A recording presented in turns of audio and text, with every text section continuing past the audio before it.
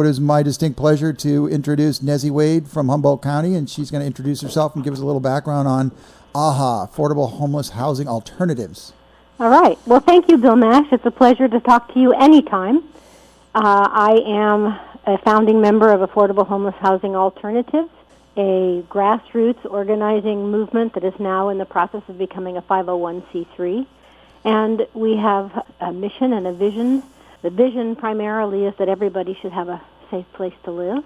The mission is primarily to see that that happens through education, advocacy, providing information, and facilitating policy development towards creating some affordable alternatives. And we have a long list of things that we suggest as possible solutions for the situation we have with a lack of affordable housing for our neighbors now living outdoors. I've lived in Humboldt County now for almost 40 years. When I first came here, I got very involved in the community. One of the first projects I got involved with was the grassroots organizing for getting the first elected board for Redwood Community Action Agency, which now is one of our largest agencies providing services for low income. That's why RCA exists, to meet the needs of low income folks. So that got me started in Humboldt County. I'm a teacher by trade. I've taught at the university and at College of the Redwoods for a number of years in sociology, psychology, philosophy, women's studies, lots of different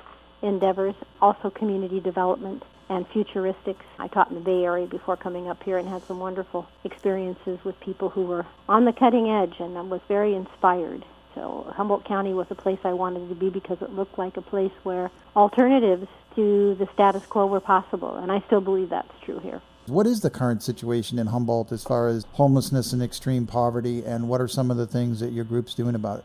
You know, every community that gets HUD funding does a point-in-time count every other year, and our point-in-time count this year has indicated that we have 1,319 homeless people according to the count, but everyone is very clear that that's an that our number of homeless are probably in much greater numbers, but it's very hard to get an accurate counting because our population here is being moved about frequently. We have situations in the city in which I live, which is Eureka. There's an area, Greenbelt, in the marsh where people are located and have been camping there. They say as many as 300 or 400 people there. Sometimes it's been even larger, estimated to be as many as 800 or more, that have been camping there and now are being required to be disrupted and encouraged to leave with really no place to go.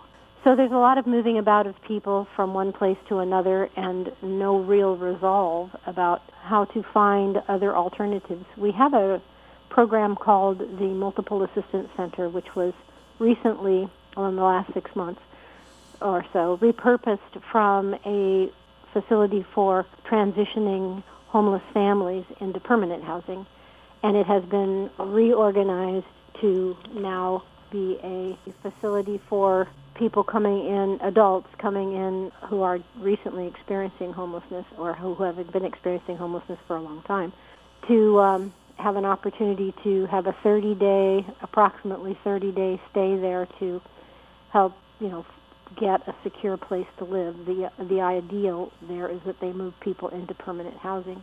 It's brand new. There's a lot of changes. Of course, it's slow going because we don't really know what our permanent housing stock is like. The city here contracted with an organization called Focus Strategies, a national organization that goes around from community to community helping those housing and homeless coalitions or the continuums of care who've contracted with HUD or have HUD housing money, helping them come up with methods for moving towards what's called rapid rehousing.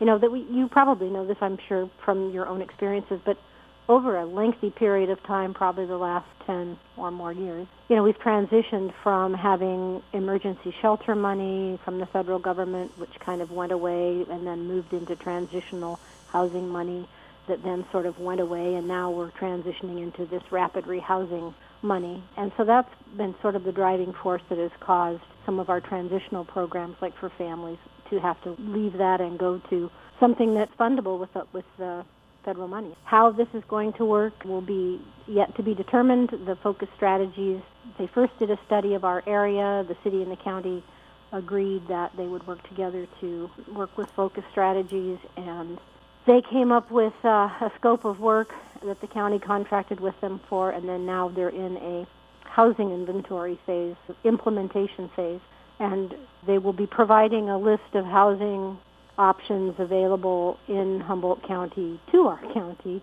and we will know more after October 6th about what possibilities might be forthcoming for those that are now sort of in the throes of or transition between no home and a place to be. So the Multiple Assistance Center, as you had described it, is physically actually looking at an area that I think is underutilized, and that is, trying to catch people before they hit the street. And there should be a lot more effort placed in that endeavor, especially among homeless youth or people displaced by foster care and runaway youth. So do you see that as a big win for Humboldt, or is that is that just a shell game where they're moving one money from one place to another? The rules are always changing, and so it hasn't been working exactly as planned. It was developed to have 40 people, and I think now they have 27. And some folks that have been there have not been able to utilize the service, and some who have been there have been able to find permanent housing, but the numbers are small. And so the hope is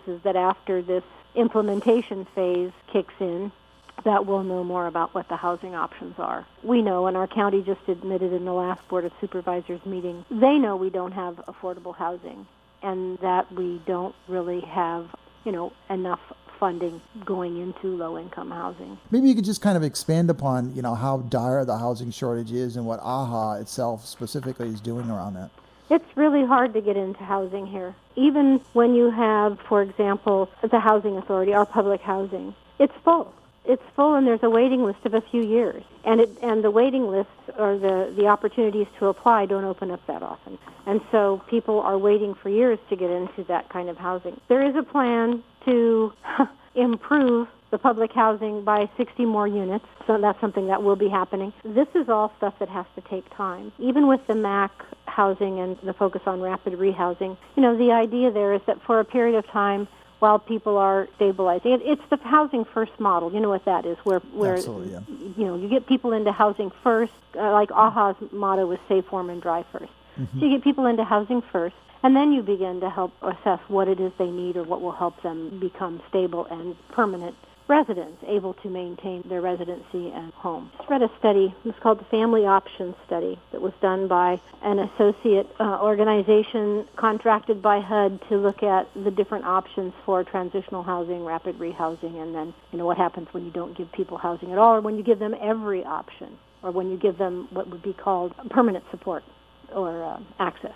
And, of course, permanent access is what works the best. Everybody seems to be able to stay in housing when they get that. Rapid rehousing was a little bit more questionable in that it works for a period of time, but because the funding isn't permanent, there is that transition where people have to find other ways of paying or be responsible then for their rental agreement. Now, that isn't true for people who have subsidies based on being Mental Health Services Act clients, for example, where their housing will be paid for, and it will be ongoing. That's paid for by Mental Health Services Act. But for people who don't have the protected supportive housing like that, they will eventually have to transition to be able to manage that on their own. There is some evidence in larger cities where it's been implemented for a period of time. It's pretty new, but where it's been implemented for 6 or so years, there's some evidence that shows that sometimes people who get into housing in that manner, because they can't maintain being in housing, often get pushed out back into homelessness, where their situation prior, maybe let's say they were stacked up with another family, and then they transition into an opportunity, and then that erodes and they're back homeless. I actually had a disdain for the whole, it's almost like a marketing term. We're doing rapid rehousing. It just kind of gives this whole perception that we have rapidly solved the problem. And, I have followed a couple of stories, and one of them it was a story in Sacramento, and the lady lost her place, and I don't know the actual particulars, but anyway, it's not that uncommon to hear about people going through what I'm calling the revolving door. They get into this program that's going to help them for X amount of time. And it's usually, believe it or not, folks, listen on the radio. If you've been homeless for 10 years, 1 year to kind of figure it out is a very short period of time.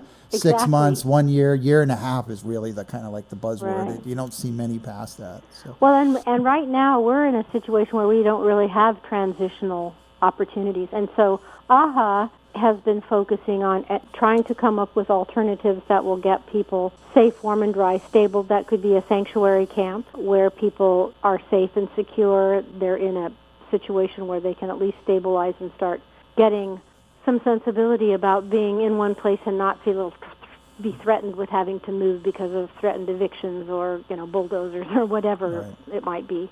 The model that we're trying to implement in terms of our tiny house village concept is modeled after Opportunity Village in Eugene. Mm-hmm. And that is where your city or your county, usually a public agent, offers an opportunity with land that they hold to enter into a lease for nominal wherewithal, and as a pilot project, allow a private nonprofit like Opportunity Village Eugene, now it's called Square One, but at the time it was Opportunity Village Eugene, to develop what would be considered temporary or transitional housing. But the beauty of it is that people can live in a safe situation like a sanctuary camp and develop their living quarters as they do that. So it provides opportunities for people to have privacy and autonomy by having what we call a detached bedroom. It's their place to be and sleep and be comfortable and safe. But the rest of living in the village is communal. So there's a communal kitchen, a communal meeting room, shared restroom facilities, community garden, and everyone has responsibilities towards helping to maintain the community to the extent that they can participate. And decisions are made at the community level through a community council. A nonprofit has oversight that is engaged in contracts with the city or the county or whomever, whatever the entity is. The notion is self-regulating. People get to have an opportunity to work with the people that are in community that are housed, helping to build through community-driven initiatives the structures that people will be living in. A lot of it is through contributions and donations of the community, because everyone wants to see the problem solved. And when people vest this way and they have a piece of making it happen, nobody wants it to fail. It's their place to be a participant full on in a supportive, caring community. Because I think there's just an awful lot of people that actually, and generally speaking, from people that are in a homeless situation, and a lot of times they're in unhealthy communities. Right. Or they might go from an unhealthy community and be put into a rapid rehousing, and they're sitting in their own apartment by themselves with no supportive services. And, actually, when I talked to John McClain in Tucson, he had a good point. Some of those people become suicidal. They just don't know what the heck to do. So I'm a very big proponent of that whole village type concept, because you have those supportive services. You have that place you can go for privacy 24/7, but you just have that network of people around you that can kind of help you problem solve and become part of a healthy, managed lifestyle. Yeah, it's true. It's taking the best part of why people gather into communities, for security, strength, for sharing, and moving it into a place that lets that flourish. Absolutely. Why don't we transition a little bit, because I know you're excited. I've seen some pictures. Nezzie Wade building tiny houses. At least that's what the title I put on it. I don't know. Well, maybe we're having a Tiny House Expo. Yay. Yeah, it's very exciting. We decided that it would be one way of continuing the conversation. In November last year, we brought Andrew Heben here from Opportunity Village Eugene, and he made a presentation and a slideshow to the community. We had 250 people that came out to hear about it, and because we shared a lot about it, we passed some of his books around. His book, by the way, is called Tent City Urbanism, From Self-Regulating Camps to Tiny House Villages. It was his master's degree project, but he went around the country for a year, stayed in homeless encampments. He's an urban planner, so he came to understand the dynamics of how people configure their arrangements into successful living situations, what kind of space is required, what kind of people in numbers make them, workable. And so he wrote this book, and it's a wonderful book. He's got a great insight into homelessness in the sense of community, and also developing living situations that bring out the best in everybody. So we're having a Tiny House Expo now, using the concepts of the Tiny House Village, which is micro-housing. They're not true tiny houses. There's a little bit of a disconnect for people when we talk about tiny houses, because there's a TV program now called Tiny House. There's a Tiny House newsletter, and these are really tiny houses that are on trailers that are fully equipped with restrooms and kitchens and so forth. And our tiny houses are actually what we call micro houses. And most of the ones in Opportunity Village are between 60 and 100 square feet. The one that we built for the expo it's an 8 by 10. It has high roof, a high ceiling on one side and a lower 8-foot ceiling on the other. We made a loft up there for storage, but it's a nice little space. It's a beautiful building, and the whole idea is to give people an understanding that for a small amount of money, people can build these very worthwhile, stout structures that aren't going away. This one pretty much meets county code. And we're showing, even with the expense of going to all of that, with the insulation and everything else, it's still much more affordable than any of the options that we have for creating communities where 30 people can live and share and thrive. So that's the whole point of having the expo, is to show some of the different kinds of housing. We're going to have a sanctuary camp set up, and that's kind of going to transition into a little tiny house village where we hope to have at least 5 different options of the ways that people now are finding shelter in small structures, 5 or 6 of those. The CCC is going to set up a field kitchen so that we can educate folks about how a kitchen operates when you have a sanctuary camp and what's really important about, health and safety and all of that. Then we're going to have a central meeting tent, a series of pop-ups where we'll have chairs set up and some tabling for people who want to get out of the sun, but who also would like to just learn more about AHHA or any of the, other things that are going on there. We're also going to have some demonstrations. We have Wizard Steve, who's going to bring some of his flutes that he makes from earthen material. He's a houseless man who has lived in the forest for quite some time, but he's a wonderful musician and flute maker. We'll have some solar demonstrations. We'll have solar shower and sauna. We might even have on a trailer a composting toilet and shower so that people can see what is possible. We'll have music all day, and we'll have good food, and we're going to have 2 panel discussions, which I'm pretty excited about. This is nice. Kind of continuing the conversation that we started when we brought Andrew here. The first panel is going to be challenges and barriers to affordable homeless housing. And so we've talked to everyone on the panel about really focusing on solutions. So what questions do we need to ask to move us in the direction of being able to implement some of these things? We know that ordinances, zoning, land use, all those things come into play, but we're going to have people from the planning department and our building inspector and community development director, our Humboldt Bay housing folks, and also some people that are very interested in alternatives and affordable alternatives and solar alternatives. And perhaps one of our friends who's living outside right now on the panel to discuss how we can actually continue to work together to implement some of the alternatives. We've talked about sanctuary camps, tiny house villages, farm worker housing. We have a big agricultural industry here. Yeah. And now that it's getting some legitimizing the opportunities for actually housing folks through farm worker housing seems much more possible now than ever. Also the possibility, we have here what are called special occupancy parks where people could park on a trailer or in some kind of, they could be on a trailer, they could be in a tent, they could probably camp in a variety of ways, but they're called nomadic campgrounds, but they've never been implemented. So what do we need to do that? There are lots of things that we hope to talk about and move forward on, and everybody seems to be very excited about it because everybody wants a solution. Yeah, I think people do kind of get excited, too, to see the breadth of people you brought to the table. It's not an easy task to do, to get all these city, county folks all on the same page involved in the process. So I really commend you guys for that. What's the logistics? Where's this going to be? What times and dates? It's going to be September 26th from noon until 6 p.m. It will be held at the Unitarian Universalist Fellowship Grounds in Bayside. That's the southeast side of Arcata, actually. You go out Jacoby Creek Road from Bayside Road, and it's actually 24 Fellowship Drive is the address.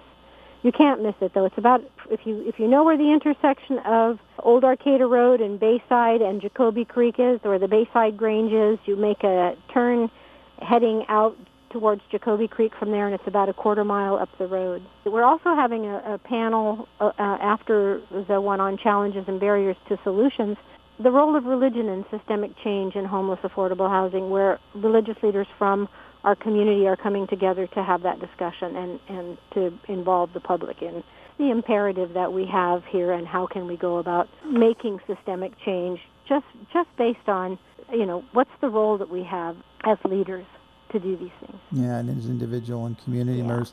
Nezzie Wade, if I was standing right next to you and dropped down a soapbox and I said, you got 60 seconds, jump on up there, tell us what we want to hear, what would that be? I would say, these kinds of initiatives just have to happen in community. They can't happen in isolation, because when you're in community and you're engaged in doing this, everybody works together, and it's the best model for how it works. In the project we've been doing with building a tiny house, we have had people that are homeless. We're doing this out of the Jefferson Community Center, which is in a low-income area. It's a community building initiative in itself, so they agreed to let us build this tiny house there. And the neighborhood has been coming around when we've been going out and doing outreach, looking for donations. People are thrilled that we're actually doing something, and they're happy to participate. People who are living in that greenbelt out in the marsh where they've been disrupted and their lives have been made crazy because of not having any place to go have come over and helped. They brought materials that they've salvaged from sites that have been, dismantled, where they wanted to contribute. Hey, can you use this? Or have come we had a work day, and we had people come to paint and to pound, and, everybody had something to do, and we had our AHHA meeting in the middle of it. It was really a good day. And in that experience, we had people who were skilled, housed people working with people that were, on the edge. And out of that experience came some beautiful things where people naturally interfaced and got to know each other. One of the women who was there helping, who was very marginal and homeless, got a job from one of the builders that was working with us. Homelessness ends one person at a time. That's how it works. And the more times we can execute that process, the better. I guess I'll kind of end, actually, I'm not going to call it the Without a Roof Gold Seal of Approval, but I literally was fortunate. I traveled an awful lot last fall, and I had such a ball doing it, all different counties, Shasta County, Sacramento County, Placer County, oh my God, Humboldt County. But it was actually after Andrew Heben had come through, Chico Housing Action Team had kind of sponsored him, so I got to hear that same presentation, and he was a wonderful human being. But where I'm going with the Gold Seal of Approval, I think I told Debbie Carey, I might even send out an email, I thought from all the people I had discussed this topic with, I thought AHHA was the most positioned to do what Andrew Heben had described. Actually, that whole bottoms up, tops down, where you're working with the homeless community, you're working with the community members, you're working with the city council, you're just trying to build the knowledge and the trust and the understanding to move things forward. So I'm just really pleased to have been involved in that for the small part I was. Like attending one of your meetings, and it was one of the best managed meetings I've actually attended out there at Steve's house. Thanks for coming. It was awesome. Come back again. And you guys even let me do my laundry, because Without a Roof was on the streets in Humboldt, and AHHA let me do their laundry at their meeting. It was awesome. That's true. Well, and AHHA continues to ask the public bodies to declare a shelter crisis using the California Code 7.8, Section 8698.2, which is the declaration of a shelter crisis, because we have a significant number of persons that are without shelter, resulting in a threat to their health and safety. And Absolutely. That's all it takes. Maybe I'll actually put that out to promote this, because I know John Earl, I think that's his name, he just posted the latest shelter crisis document you guys had. It's brand new off the press. Yep. I liked it too. It was very well done. Yeah. Nezzie Wade, I'm going to get back up there sometime. I promise. Hope so, Bill. You have a place to hang your hat if you want to. Awesome. Thank you, Nezzie Wade. And say hi to the rest of the AHHA team and the community, wonderful community in southern Humboldt and northern Humboldt. I will. Thank you, and thanks for the work you do. Same here. All right. Bye. Bye-bye.